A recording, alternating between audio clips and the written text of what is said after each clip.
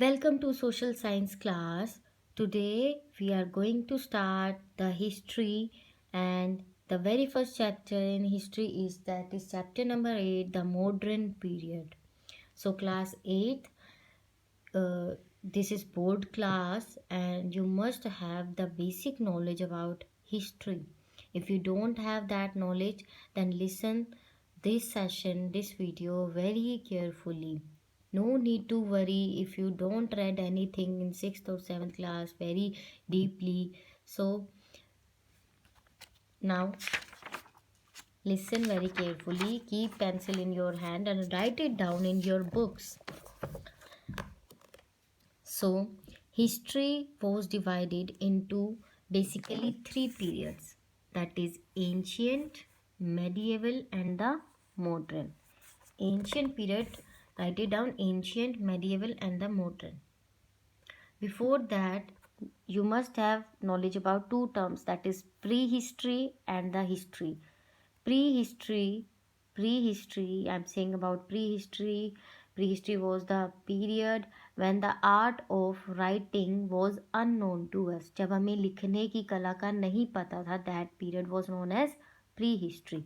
And when we get to know about the art of writing, that period is known as history. So now this history is further divided into three periods, that is ancient, medieval and the modern. In 6th class, the history which you read is all about the ancient period. In 7th class, you read about the medieval period, and now you are going to read about modern period.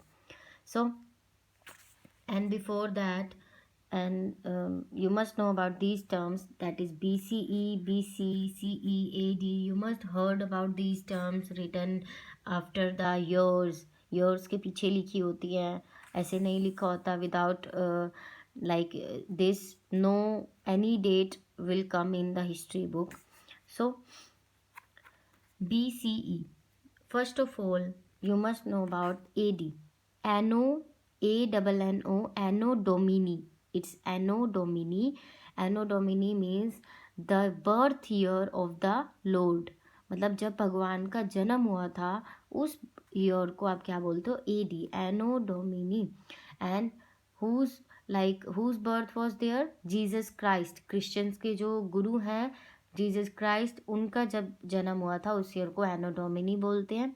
And before that year, उनके birth से पहले तो सारे जो years थे उन्हें descending order में लिखा जाता था. लाइक अभी तो अगर हम आज की बात करें, अगर अब 2020 चल रहा है तो 20 के बाद क्या आएगा, 21, अगर हम असेंडिंग ऑर्डर में जाएं. बट उस टाइम पे ईयर रिवर्स में जाते थे. लाइक 178 चल रहा था तो उसके बाद 177 आएगा बिफोर द 80. एंड उसके बाद टर्म क्या यूज़ होती थी, BCE, before common era. AD से पहले मतलब भगवान के जन्म से पहले वाले ईयर्स को क्या बोला जाता था, BCE, बिफोर कॉमन एरा. और इसकी जगह कभी कभी BC यूज़ किया जाता था, इंस्टेड ऑफ BCE रिप्लेस कर दिया जाता था BC से. एक ही बात है, ठीक है. एंड CE को रिप्लेस कर दिया जाता है AD से, कॉमन एरा, ठीक है. एंड AD के बाद वाले ईयर्स में क्या जो है डेट्स कैसे जाती थी, असेंडिंग ऑर्डर में जाती थी. सो एंशियंट पीरियड जो है, पीरियड स्टार्ट होता था, period from the pre historic time से 7th सेंचुरी CE तक के पीरियड को हम बोलते हैं ancient period. And the medieval period, अगर यूरोप की बात करें, यूरोप में 5th to 15th century CE वाले पीरियड को मेडिवल पीरियड बोलते हैं. And India 8th to 18th century CE को हम क्या बोलते हैं, medieval period. And now modern period, very important for class 8. So it was started after 18th century when medieval period ends in India. 18th century के बाद start हुआ जब 1707 में मुगल एम्परर औरंगजेब की डेथ हो गई थी. उसके बाद से क्या है, मॉडर्न पीरियड स्टार्ट हो गया था. और मॉडर्न पीरियड आपको 8th क्लास में हिस्ट्री में you will get to know about how India got independence. All these things will come. It is very interesting history, and you must know it is another name of GK. History is another name of GK. So you must know, as an Indian आपकी responsibility बनती है, you must know about the history of India. So listen very carefully now. In class 6 you have studied about the period of from stone age. Stone age आपकी 3 types की आपने read की 6th class में, that is palaeolithic, mesolithic and neolithic age. 3 ages आपने read की थी 6th पे. And to the development of civilization, इन एजेस से कैसे सिविलाइजेशन तक हम पहुँचे वो आपने 6th में रीड किया. और बहुत सारे many empires in different parts of India वो भी रीड आउट किया. 7th में आपने क्या रीड आउट किया, rise of various empires. South और नॉर्थ इंडिया में बहुत से एम्पायर्स आए थे, टर्किश इन्वेजन्स थे, दिल्ली सल्तनत वाला चैप्टर था, regional parts, the Mughal empire, ये सब रीड किया.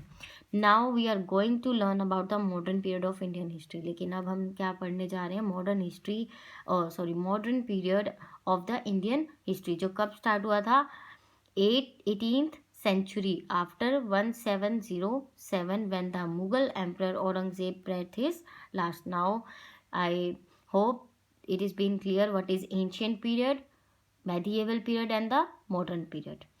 So don't worry students, if you haven't read deeply in previous classes, so have confidence, you have to achieve good marks in SST, and it will be you will achieve good marks only when you will uh, keep on reading the chapters on repeat mode. The crumbling of the old system gave place to new ideas. Crumbling means breakdown. जो old system था जब वो ख़राब हो गया, मतलब breakdown होने लगा, तो new ideas और new parts जो हैं वो emerge होके आई थी political horizon में इंडिया में. The ever changing political scenario change हो रहा था, and उससे क्या था, modern period की शुरुआत होने वाली थी. Dawn means starting, especially with the coming of the Europeans to India. जैसे ही यूरोपियंस जो हैं वो इंडिया में आए, ठीक है, तब से क्या मॉडर्न पीरियड स्टार्ट हो गया. During this period India was exploited, और इस पीरियड में ही जो इंडिया था पॉलिटिकली एक्सप्लॉइट हुआ, socially, economically and culturally. And the east India company was established. East India company बहुत सुना होगा आपने इसके बारे में, वो स्टार्ट हो गई थी और उसने अपना ट्रेड करना, बिजनेस करना स्टार्ट कर दिया था. ईस्ट इंडिया कंपनी क्या थी, राइट इट डाउन.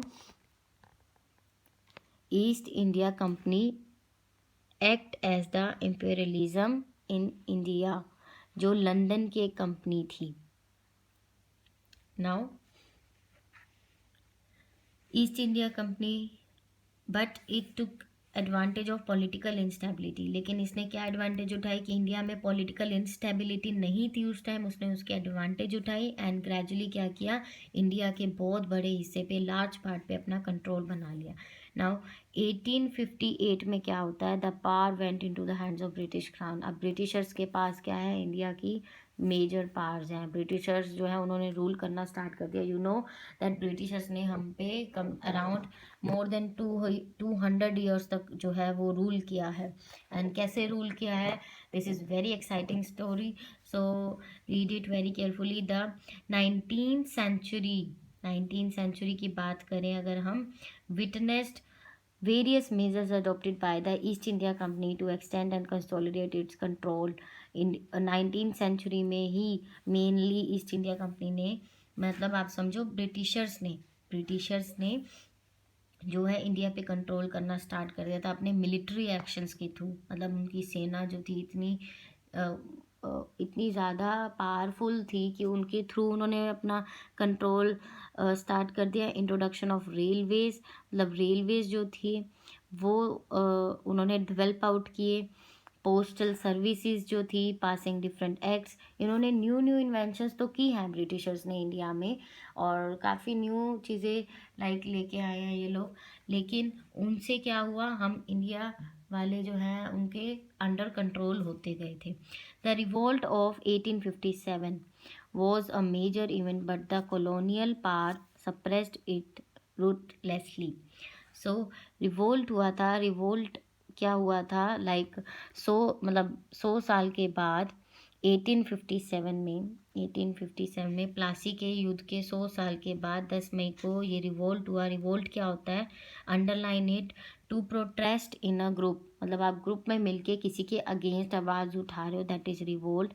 लेकिन जो कॉलोनियल पार्ट्स थी उन्होंने क्या किया, इट सप्रेस्ड कॉलोनियल पावर्स। क्या होती है, right it down. Colonial rule, rule means अधिक शासन करना, रूल बाय द वेल्दी और powerful nation over a weaker country in the is the colonial rule. कि बहुत वेल्दी और पावरफुल नेशन के द्वारा वीकर कंट्री पे रूल करना, दैट इज कॉलोनियल पावर। हम रिवोल्ट तो कर रहे थे उनके अगेंस्ट, लेकिन उनकी पावर बहुत थी, वो वेल्दी बहुत थे, उनके पास पैसा बहुत था, पावर थी, जैसे मिलिट्री पावर थी उनके पास, न्यू न्यू टेक्नोलॉजीज थी। But the colonial power suppressed it, लेकिन उन्होंने बेरहमी से, रूथलेसली मीन्स बेरहमी से जो है हमें हमें आगे नहीं बढ़ने दिया, हमें हमारी आवाज़ नहीं उठाने दी। The British rule continued over India, और ब्रिटिश रूल चलता रहा। But the discontentment means the state of unhappy. अगर हम इंडियंस, ऑब्वियसली हम हैप्पी नहीं होंगे अगर हम पे कोई रूल करेगा तो। Against the colonial power strengthen the national movement. तो अगर हम इंडियंस सब ब्रिटिशर से परेशान थे, अनहैप्पी थे, डिसकंटेंटमेंट था, तो हम सब इंडियंस ऑब्वियसली कि एक हो जाएंगे, उनको उनके अगेंस्ट हो जाएंगे। तो इससे क्या हुआ, नेशनल मूवमेंट स्टार्ट होगी। The establishment of Indian national Congress, Indian national Congress जो है कब बनी थी, 1885 में। द मेजर इवेंट्स, और 20th सेंचुरी पे आ गए, ये 19th की बात थी स्टेंजा में, अब 20th की बात हम कर रहे हैं। इंडिया में बंगाल का जो है पार्टीशन हो गया था, मुस्लिम लीग जो है वो फॉर्म आउट हो गई थी, एंड उसके बाद होम रूल लीग बन गई थी। होम रूल लीग में क्या था कि होम रूल लीग जो है 1916 से 1918 तक चली थी, और इसने क्या किया था, एक इंडिपेंडेंस के लिए मतलब मूवमेंट क्रिएट कर दी थी। इससे सब ये इसके जो लीडरशिप थी वो किसके अंडर थी, एक तो एनी बसंत जी थे, एंड एक बाल गंगाधर तिलक जी थे। तो उन्होंने क्या किया, उन्होंने इंडिपेंडेंस की लड़ाई जो थी वो और ज़्यादा उसके लिए वो स्ट्रॉन्ग हो गई आफ्टर होम रूल लीग के बाद। जलियांवाला बाग जो है, और मज़ाक means the killing of large number of people और एनिमल्स, इट मीन्स दैट। इसका मतलब है जलियांवाला बाग, सबको पता है कि एक लड़ाई हुई थी, तो उसके इन सब के बाद से ये कब हुए थे, 20th सेंचुरी में हुए थे। The British government also introduced a series of reformers to pacify Indians. British government ने बहुत सारे रिफॉर्मर्स जो है ऑल्सो इंट्रोड्यूस, रिफॉर्मर्स बना दिए थे, जो क्या है इंडियंस को और वीकन करते, और उनकी जो फ्रीडम स्ट्रगल है उसको भी वीकन करते कि वो लड़ाई कर ही ना पाए। But India was able to end that British rule. लेकिन इंडियंस ने ब्रिटिश रूल एंड कर दिया था, और इंडिपेंडेंस कब मिल गई थी, 1947 में। महात्मा गांधी जो है उनकी लीडरशिप के अंडर, और नेशनल लीडर्स और भी थे। अनफॉर्चुनेटली इंडिया दो भागों में डिवाइड हो गया था, इंडिया एंड पाकिस्तान, बिकॉज वो मुस्लिम लीग भी जो है वो भी चल रहा था, फॉर्मेशन ऑफ मुस्लिम का अलग हो गया था, हमने पढ़ा ना formation of Muslim league.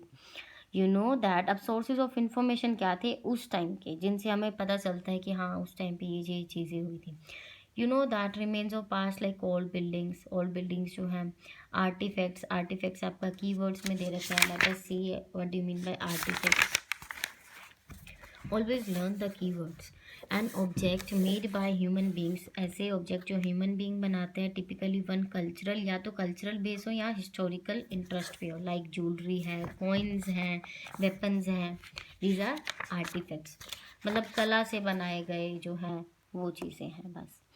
Inscriptions means जड़ी हुई चीज़ें, लाइक पत्थरों पे कुछ जड़ा हुआ, कुछ लिखा हुआ है। वर्ड्स दैट आर रिटन और कट ऑन समथिंग, या तो रॉक की कटिंग करके, पत्थर की कटिंग करके कुछ ऐसे राइटिंग की हुई है जो आपको समझ आ रही है, या फिर कुछ उसके अंदर इनबिल्ट जो है रिटन है, these are inscriptions. Books and other documents जो थे वो हमें बताते हैं कि help in reconstructing the history of ancient and the medieval period. और ऐसे क्या सोर्सेज हैं, ब्रिटिश डॉक्यूमेंट, ब्रिटिशर्स ने कुछ डॉक्यूमेंट तैयार किए थे। आर्चिव्स का मतलब है collection of historical documents, right it down, collection of historical documents. Britishers ने कुछ डॉक्यूमेंट्स इकट्ठे कर रखे थे, उन्होंने 200 साल तक जो है रूल किया था। The records of reformers like Morley Minto reforms थे, 1909 में हुआ था ये report of, we will study about detail in next. Report of Simon commission था जो 1929 में आया था। द गवर्नमेंट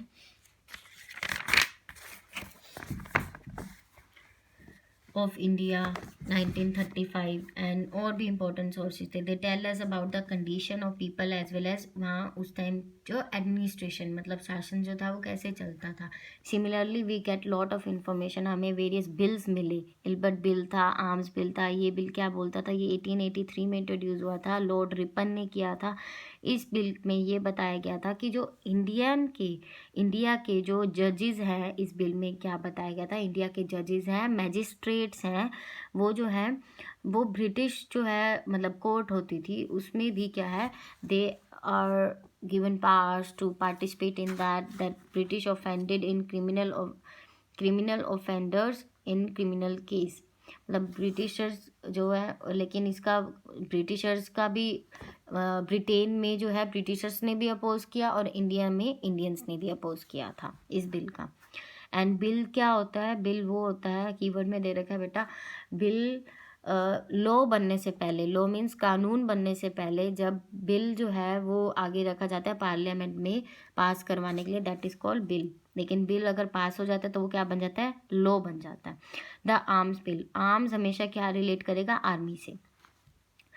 इसमें ये चीज़ है कि 1858 में आया था ये बिल और ये बताता था कि नो इंडियन, ब्रिटिशर्स ने निकाला था कि कोई भी इंडियन जो है कोई भी वेपन जो है अपने पास या तो मैन्युफैक्चर नहीं कर सकता, रख नहीं सकता, उसका अधिकार नहीं हो सकता और उसे बेच नहीं सकता और अपने साथ नहीं रख सकता। फायर आर्म्स जो है इंडियन कोई भी मैन्युफैक्चर नहीं कर सकता, क्योंकि अगर ऐसे तो पार आ गई, अगर ब्रिटिशर्स सोच रहे थे अगर ऐसे पार इंडियंस के पास आ गई तो ये तो हमारी अगेंस्ट स्ट्रॉन्ग हो जाएंगे। That were passed by British parliament, और ये ब्रिटिश पार्लियामेंट ने पास कर दिए थे। बुक्स कौन सी थी, उस टाइम पे पब्लिक और प्राइवेट लाइब्रेरीज होती थी। बंकिम चंद्र चट्टोपाध्याय ने लिखी थी आनंदमठ, एंड महात्मा गांधी की बहुत फेमस है my experiment with truth, and जो है अनहैप्पी इंडियन लिखी थी लाला लाजपत राय जी ने, एंड जो अभी भी अवेलेबल हैं, they have been reprinted from time to time, reprint होती रहती हैं। They are important sources of information of the modern period. ये इन्होंने बताया था कि उस टाइम पे क्या क्या चीज़ें हुई थी, तो हमें वो सोर्स ऑफ इंफॉर्मेशन है हमारे लिए। उस टाइम पे poetry, prose, drama, stories, autobiographies, biographies, difference between autobiography and biographies. Autobiography जो होती है लाइफ स्टोरीज होती, दोनों ही लाइफ स्टोरीज हैं, लेकिन this life story is written by that person only, मतलब उसी के थ्रू द्वारा लिखी गई है, खुद की उसने कहानी लिखी है। But biography is written by somebody else, मतलब किसी की बायोग्राफी जो है लाइफ स्टोरी किसी और ने लिखी है। written in the duration given us an insight into the condition of that time. Letters, writing, speeches. So letters भी थे, writings भी थी, कुछ speeches थी जो बताती है उस टाइम पे क्या हुआ था। They provide information about the developments that take place, क्या क्या development हुई। एग्जाम्पल अगर हम बात करें तो गांधी जी की कुछ लिखी हुई बातें हैं, राइटिंग्स हैं जो अभी भी गांधी स्मृति नियर राजघाट, जो उनका जो स्मृति स्मारक है राजघाट में, ये रहा। तो इसके पास एक म्यूज़ियम है, लाइब्रेरी है, जिसमें म्यूज़ियम है, यहाँ पर आप उनके वो देख सकते हो, आर्टिकल्स देख सकते हो, and has a library with around जहाँ पर 60,000 से भी ज़्यादा बुक्स हैं और उनकी 6,000 ओरिजिनल फोटोग्राफ्स भी हैं। You must visit there. कुछ स्लोगन्स हैं। बाल गंगाधर तिलक ने बोला था, freedom is our birthright and we should have it. And Subhash Chandra Bose ने बोला था, you give me blood and I will give you freedom. This is a picture of Bal Gangadhar Tilak ji, freedom fighter. If you are liking the lecture, then please like the video, subscribe the channel and share it with your friends, and do comment, students. And many other slogans tell us about the patriotic feelings and many national fervor during our struggle। और भी बहुत से slogans हैं जो हमें एक patriotic feeling जो है हमें ला देते हैं। patriotic means देशभक्ति की, favour means a strong feeling about, ठीक है, and during our struggle and independence. तो न्यूज़पेपर थे कुछ, the London Times, Bombay Times and vernacular paper. Vernacular papers वो पेपर्स होते हैं जो उस लैंग्वेज में लिखे जाते हैं जो एक पर्टिकुलर एरिया या पर्टिकुलर ग्रुप की है, the language spoken in particular area और the group. It is given in keywords. So कुछ बाल गंगाधर तिलक जी की थी, केसरी थी जो मराठी भाषा में थी, अमृता बाजार पत्रिका थी जो बंगाली में थी। ये उस पीरियड की इंपॉर्टेंट जो हैं वो रिकॉर्ड्स न्यूज़पेपर्स हैं। Do you no, very important 1 mark question, internal question, what is vernacular press act. So Britishers ने एक वर्नाक्यूलर प्रेस एक्ट पास किया 1878 में। ये इसका मेन ऑब्जेक्टिव ये था कि उस टाइम इंडियन प्रेस जो है, प्रेस समझते हो ना, प्रेस लाइक न्यूज़पेपर, ये जो प्रेस होती है, प्रेस रिपोर्टर्स, प्रेस, तो उन्होंने ये किया कि इंडियंस जो हैं उनको अगर they want to print, they have to print in the English language. उन्हें पता है कि अगर वो उनकी भाषा में लिखेंगे इंडियंस की, जो उनको इजीली अंडरस्टूड है, तो वो कुछ भी लिख सकते हैं, ब्रिटिशर्स के खिलाफ भी लिख सकते हैं। Britishers don't want that, so the objective is to curtail the freedom of Indian press and present the expression of criticism towards British policies. मतलब वो नहीं चाहते थे कि उनकी पॉलिसीज के टुवर्ड्स जो है इंडियन सारे एक हो जाए। अगर न्यूज़पेपर में वो कुछ ऐसा प्रेस में जो है पब्लिश करते थे तो वो सारे इंडियंस जो हैं एक हो जाएंगे। सो अब उनकी वरीज यही थी, to repress the anti government and writings propaganda the Indian newspaper that worried. और जो ऐसे न्यूज़पेपर जिन्होंने ब्रिटिश गवर्नमेंट को वरी किया वो कौन से थे, दैट वाज सोम प्रकाश, सुलभ समाचार, हली सैर, क्योंकि ये उनके खिलाफ जो है वो पब्लिश कर रहे थे, अमृता बाजार पत्रिका, भरत मिहिर, ऐसे बहुत से हैं। आपको 4-5 आप लर्न कर लीजिए। Administrative reports of the government, जो मतलब वो चलाते कैसे थे गवर्नमेंट, कैसे जो है उस पीरियड में जो थे कैसे रेवेन्यू कलेक्ट करती थी, खर्चा कैसे करती थी, वो सब रिपोर्ट से हमें एक सोर्स ऑफ इंफॉर्मेशन है हमारे लिए। Tribes, caste and land revenue, मतलब गवर्नमेंट की रिपोर्ट्स थी कुछ ट्राइब्स के बारे में, कास्ट के बारे में, लैंड रेवेन्यू की जो है ज़मीन पे कर, मतलब टैक्स जो है, रेवेन्यू मीन्स टैक्स, वो कैसे लिया जाता है। And the basic objective of the survey in, पता है ब्रिटिशर्स ने इंडिया में राज करने से पहले कुछ सर्वेस किए, कुछ रिपोर्ट्स थी ब्रिटिश गवर्नमेंट की, बिकॉज कहते हैं ना कि अगर they want to rule in India they must have a prior knowledge of that. So the basic objective behind the survey and reports of British government was to learn about India. India के बारे में जानना चाहते थे before it could be administered efficiently, ताकि उसको अच्छे से चलाया जा सके इंडिया को। For example report on the survey, उन्होंने ये एक रिपोर्ट बनाई थी, इंपॉर्टेंट थी, 1930 to 19 में उन्होंने सर्वे करवाया था बिहार का, डिस्ट्रिक्ट ऑफ चंपारण, कि वहाँ पर कैसे मतलब ऑपरेट किया जाता है सारा कुछ, लैंड रेवेन्यू कैसे होते हैं। इंटरनेट और डाटाबेसिस, मतलब हमें इंफॉर्मेशन, सोर्स ऑफ इंफॉर्मेशन हमें इंटरनेट से भी मिल सकता है और डाटाबेस से भी मिल सकता है।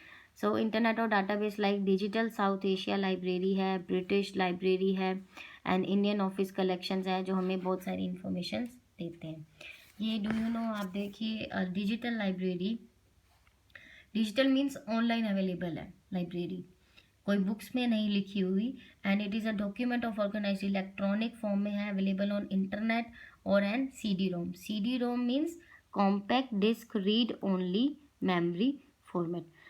रोम means read only memory, means आप उसमें सिर्फ रीड कर सकते हो, कुछ चेंज नहीं कर सकते। एक रोम होती है, एक रैम होता है। RAM means random assess memory, इसमें आप चेंज कर सकते हो, इसमें आप चेंज नहीं कर सकते, जो बात है वो आप बस रीड आउट कर सकते हो।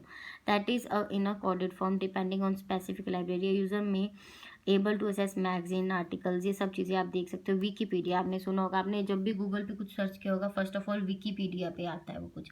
विकीपीडिया क्या है, फ्री ऑनलाइन एनसाइक्लोपीडिया। एनसाइक्लोपीडिया क्या होता है, which give information about many aspects on a particular subject. So एक ही सब्जेक्ट पे बहुत सारी इन्फॉर्मेशन जो आपको देता है वो इंसाइक्लोपीडिया, और उस पर फेमस क्या है, Wikipedia. It is the largest and the most popular reference work on the internet और ये क्या है, वेरीफाइएबल भी है, मतलब ये जो है इसमें कुछ भी झूठ नहीं लिखा, ये वेरीफाई कर सकती हो क्योंकि ये कुछ सोर्सेज से लिया गया है जो आप वेरीफाई कर सकते हो ना। Old buildings, artifacts and people, और ऐसे सोर्स ऑफ इंफॉर्मेशन जो ओल्ड बिल्डिंग्स रह गई थी उनसे आपको कुछ पता चलता है, आर्टिफैक्ट से और कुछ ऐसे लोगों से। Architectural architectural style of old building भी कैसे वो बनी हुई थी उनसे आप कुछ इन्फॉर्मेशन लेते हो। आर्टिफैक्ट्स हैं, पीपल है जो उस टाइम के बारे में tell us the tales of the past. Tales means stories, tales means stories. Many people who participated in the freedom struggle and से सॉ द इम्पोर्टेंट चेंजेस, और उस टाइम के लोगों ने जो स्ट्रगल देखा और चेंजेस देखे वो उन्होंने अपना एक्सपीरियंस शेयर किया, उनसे हमें पता चलता है कि उस टाइम पे कैसी कंडीशंस थी, एग्जिस्ट करती थी। यहाँ से भी क्वेश्चन आ सकता है। विक्टोरिया मैंने ये जो कहाँ पे है, मुंबई में है, gateway of India Mumbai, Victoria memorial Calcutta, Rashtrapati Bhavan new Delhi. ये सब जो है ब्रिटिशर्स की बनाई हुई थी, मतलब ये उन्होंने ही जो है अपने आर्किटेक्चर स्टाइल से बनाई हुई थी। And in the modern period of Indian history we are going to take a look at India suffering at the hands of British imperialism. और मॉडर्न हिस्ट्री आगे जो हम जितना भी रीड करेंगे तो ब्रिटिशर्स का क्या रोल रहा वो सब हम पढ़ेंगे। Imperialism means a policy of extending countries territory and influence their through colonization, मतलब अपनी जो है पॉलिसी से जो है दूसरी कंट्री में राज करना, उसकी टेरिटरीज जो है वो अपनी टेरिटरीज में मिला लेना अपनी कंट्री में। And subsequent achievement, do you know many changes took place in Europe, बहुत सारे चेंजेस हुए थे। French revolution, Russian nationalism, imperialism, industrial, many are there. So we'll do the exercise also. Modern period of Indian history began in 18th century. You give me blood, I will give you freedom by Subhash Chandra Bose. In which language was the newspaper Kesari? Marathi. And which of the following was a major factor to strengthen the national movement? Discontentment among the masses against the colonial power. The book Unhappy Lala Lajpat Rai. Land revenue settlement was source of information, and collection of Gandhi's writing was displayed at Gandhi Samriti. And National Congress कब आई थी? 1885 में. Revolt of 1857 ruthlessly suppressed by colonial power, या फिर bracket में आप लिख सकते हो ब्रिटिशर्स, वैसे colonial power लिखो. And the Morley Mintu reform जो है वो 1909 में आया था. नेक्स्ट इज अमृता बाजार पत्रिका Bengali, and my experiments with truth, yes, Mahatma Gandhi Simon Commission 1929, transfer of power to the British Crown for like 1858 में जो है ब्रिटिशर्स के पार जो है वो आई थी. Freedom is our birthright and we should have it, किसने बोला था? बाल गंगाधर तिलक ने. So I hope you like the video lecture, so do subscribe the channel, like the video and press the bell icon so that you will get notification of the next video. Bye class.